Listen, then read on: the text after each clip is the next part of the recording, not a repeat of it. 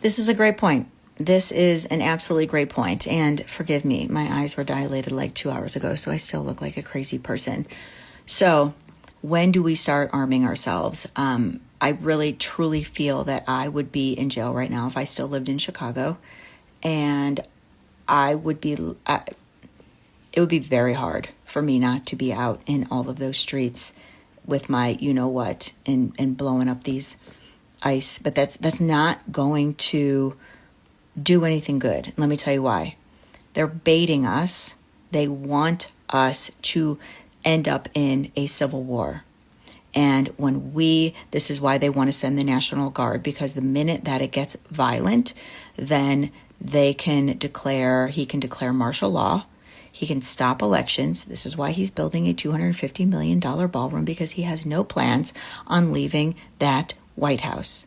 So when we looked at what happened with Jimmy Kimmel, we canceled our Hulu and Disney subscriptions, and they heard that. They brought that back real quick. And you know what? We did so much damage that Disney came out and said we're canceling Hulu, and they're consolidating it or whatnot. So that worked. That worked. The No Kings rally, that worked. They're paying attention. So we need to put our money where our mouth is and take away our spending where we can and come up with, more movements like we did with Jimmy Kimmel. Because if we just go out there with, blazing, we're just going to end up in a civil war. And maybe that's where we need to end up for it to stop. And maybe we do need to escalate it. I don't know. I think we're very, very, very close to that happening. Because even with our level heads, we can't sit around and watch this happen anymore. We can't sit around and let this happen.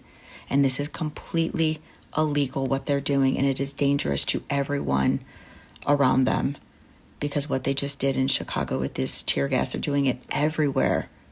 They're doing it everywhere. And they want to incite, basically, they want us to be panicked. They want us to be pissed off, and they want that to happen so they can get the National Guard into these cities. But what they're doing in Chicago, it is not just it's all over Chicago. I have clients who they're shift workers in food. They won't even show up for work. And what this is doing to our economy is insane. But it's a very good question, but we basically need to do something, don't we?